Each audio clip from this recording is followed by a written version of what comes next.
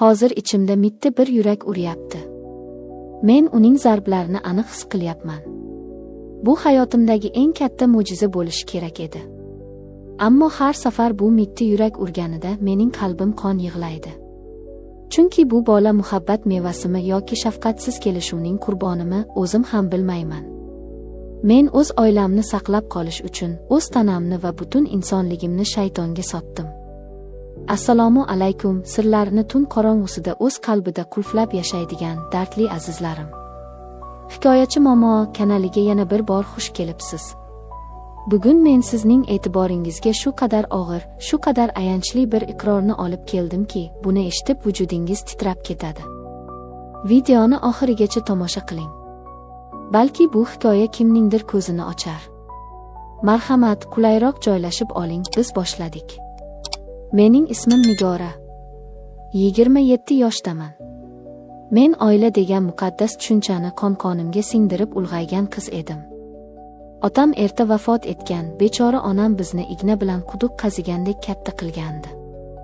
Onam doim bir gapni uqtirardi. Ayol kishining baxti uning sabrida. Nima bo'lsa ham chida, eringning uyidan faqat joning chiqsin derdi. Men shu o'git bilan o'sdim. Men o'z hayotimni qurbon qilishga doim tayyor edim. Jahongir bilan sevishib turmush qurganmiz deb o'ylardim. Avvaliga hammasi go'zal edi.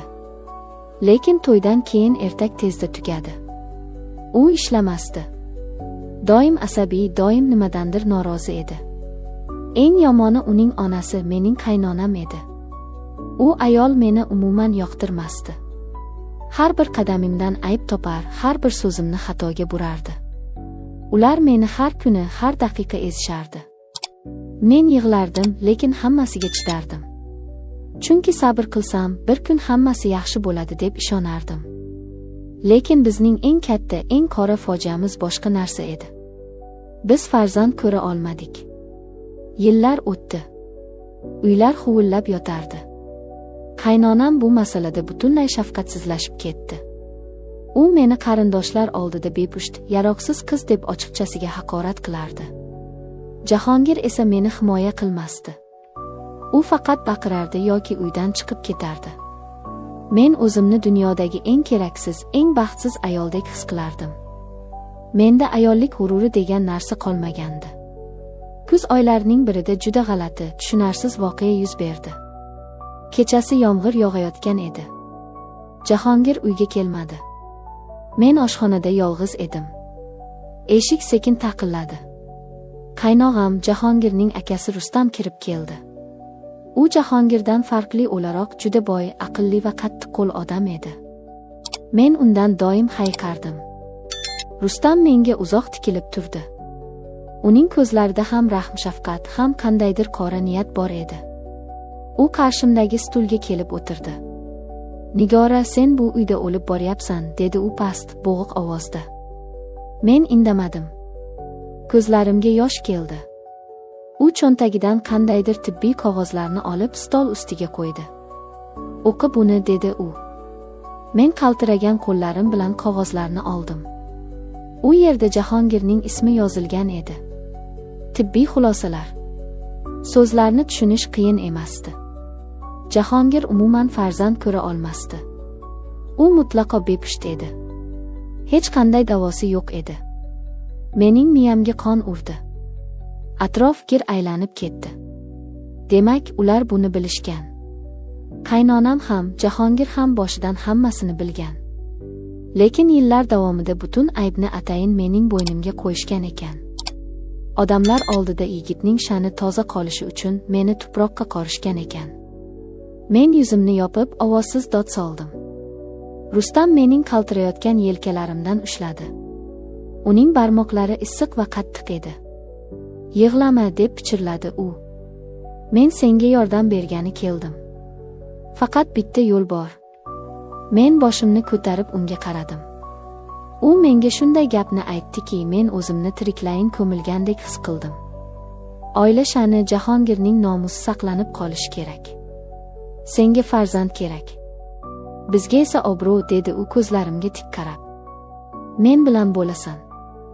Sendan tug'ilgan bola akamning bolasi bo'lib katta bo'ladi. Hech kim hech qachon bilmaydi. Mening yuragim to'xtab qoldi. Nimalar deyapsiz o'zi? Qanday qilib? Bu axir zino-ku. Bu kechirib bo'lmas harom ish-u. Men o'rnimdan sakrab turdim. Lekin u ruxsat bermadi. Meni qattiq siqib devorga taqadi. Onangni o'yla, dedi u zaharli ohangda. Eridan haydalgan qizni onang qanday qabul qiladi? El-yurt nima deydi? Sen baribir baxtsizsan. Bitta farzand tug'ib berasan va bu uyning malikasi bo'lib yashaysan. Qaynonam ham senga boshqa gapirmaydi. Uning har bir so'zi miyamga mixdek qoqilardi. Men yolg'iz edim. Himoyasiz, qurbon qilingan edim. O'sha tunda ijtimoiy bosim, onamning yig'lagan yuzi va o'zimning nochorligim meni dahshatli tanlovga majbur qildi. Men rozi bo'ldim. Ko'z yoshlarim va cheksiz iztirob ichida o'z tanamni ularning obro'si uchun qurbon qildim. Rustam bilan birinchi uchrashuvimiz uning yashirin kvartirasida bo'ldi. Men u yerga o'limga ketayotgan mahkumdek qaltirab bordim. Xona qorong'i edi. Rustam menga yaqinlashdi. Men unga qaramaslikka harakat qilardim. Lekin uning harakatlarida men kutgan yovvoyilik yo'q edi. U kutilmaganda juda muloyim, juda ehtiyotkor edi. U yuzimdan oqayotgan ko'z yoshlarimni artdi. Nafasi yuzimga urildi. Bu oddiy, mexanik jarayon bo'lishi kerak edi. Lekin u buni ehtirosga, tushunarsiz bir romantikaga aylantirib yubordi. U mening sochimni silab bo'ynimdan sekin o'pdi. Men yillar davomida erimdan ko'rmagan haroratni o'sha tunda ko'rdim. Tanamdagi ayollik hislari mudhish gunoh bilan qorishib uyg'ondi. Men o'zimdan o'lgudek nafratlanardim. Ammo vujudim uning haroratiga mutlaqo taslim bo'lgan edi. Biz shu tariqa bir necha marta ko'rishdik. Tez orada men o'zimda o'zgarish seza boshladim. Men homilador edim. Uyda katta bayram bo'ldi. Qaynonamning yuzi birdan yorishib ketdi. U menga xuddi malikalardek muomala qila boshladi. Erim Jahongir esa u qandaydir sun'iy tabassum bilan menga rahmat aytdi. Men shunda eng dahshatli haqiqatni angladim. Jahongir hammasini bilgan ekan. U bu pastkash kelishuvga o'zi rozi bo'lgan ekan. U o'zining erkaklik g'ururini atrofga ko'z-ko'z qilish uchun xotinini o'z akasining quchog'iga jimgina itargan ekan. Mening ichimda hamma narsa yorilib ketdi. Men naqadar pastkash, naqadar chirigan insonlar orasida yashab kelganimni tushundim. Men ularning kibriga, soxta g'ururiga xizmat qiladigan tirik inkubator edim xolos. Lekin endi kech edi. Men qaytish yo'lini yo'qotgan edim. Qornimdagi bola tezroq tug'ilishini kutardim. Shu bilan hammasi tinchiydi deb o'ylardim. Ammo gunoh ustiga qurilgan sir hech qachon pinhon qolmas ekan.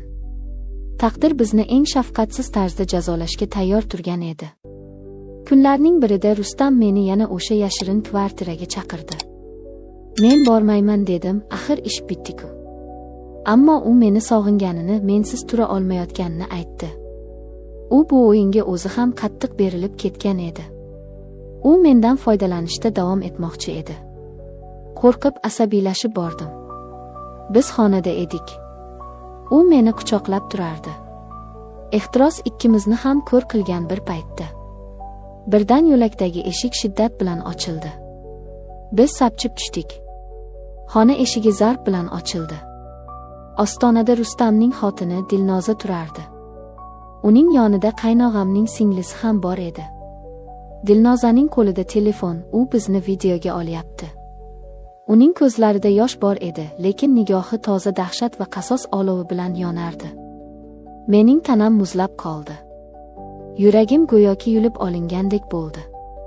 Rustam umuman qotib qolgan, bir og'iz so'z deyishga madori yo'q edi. Biz shu qadar yalang'och, shu qadar iflos va sharmandali holatda ushlangan edik. Endi tushundim, deb baqirdi Dilnoza dod solib. Uning ovozi xonani yirtib yuboray derdi. Nega meni yillar davomida e'tiborsizlikda, sovuqlikda ayblab kelganingni endi tushundim. Sen esa, Nigora. U menga shunday nafrat bilan qaradiki, men yerdan yorilib ketishni xohlardim. Sen o'zingni bechora, mazlum qilib ko'rsatib, orqamdan erimning quchog'iga kirib yotgan ekansan-da. Iffatli kelin. Iflos makkor. Men hushimni yo'qotay dedim. Jonim chiqib ketayotgandek azobda edim. Rustam tutilib nimanidir tushuntirmoqchi bo'ldi. Lekin Dilnoza uning yuziga qattiq tarsaki tushirdi. Sizlarni politsiyaga bermayman, dedi u to'satdan sovuqqonlik bilan qarab. Lekin bu ishingizni bugunoq butun Urug'aymoq, butun shahar biladi. Oila sha'ni deb nimalar qilganingizni hamma ko'radi. O'zingiz tanlagan iflos yo'l edi. Endi jazolaringizni tortasizlar. U shunday dedi-yu, eshikni qarsillatib yopib chiqib ketdi. O'sha kuni butun oilamizning qabrtoshi qazildi. Dilnoza aytganini qildi. Videoni barcha qarindoshlarga yubordi. Jahongirning onasi bu sharmandalikdan insult bo'lib yotib qoldi. Jahongir esa o'z akasi bilan urushib uydan bosh olib chiqib ketdi. Men uyga qaytganimda ko'chaga buyumlarim irg'itilgan edi. Hech kim menga quloq solmadi. Men shunchaki oilani buzgan iflos ayolga aylandim. Aslida ularning o'zlari meni shu ko'yga solishganini hech kim bilishni ham xohlamadi. Men qishloqqa onamning oldiga qaytdim. Onam meni ostonadan kiritmadi. Sen mening yuzimni yerga qaratding, oq qildim seni, deb yig'ladi. Men tamoman yolg'iz qoldim. Dunyoda bitta ham suyanadigan insonim qolmadi. O'z jonimga qasd qilish uchun arqon boyladim. Lekin stuldan o'zimni tashlayotganimda qornimdagi bola qattiq tepdi. Men to'xtab qoldim. Ho'ngrab yig'lab yubordim. Bu bola aybdor emasdi. U mening yagona bo'lagim, mening yagona davomchim edi. Hozir men uzoq bir shaharda, kichkina ijaraxonada yashayapman. Qornim katta bo'lib qolgan. Bolamning tug'ilishini kutyapman. Erim yo'q, oilam yo'q, obro'yim yo'q. Lekin menda nima bor bilasizmi?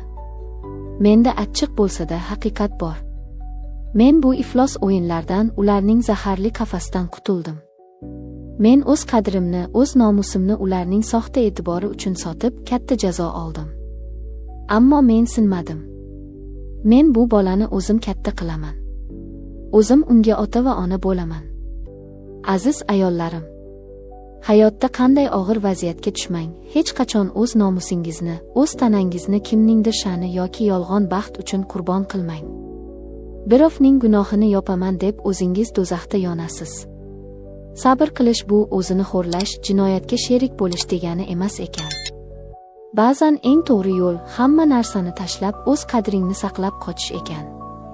O'z hayotingizni, o'z aqlingizni asrang.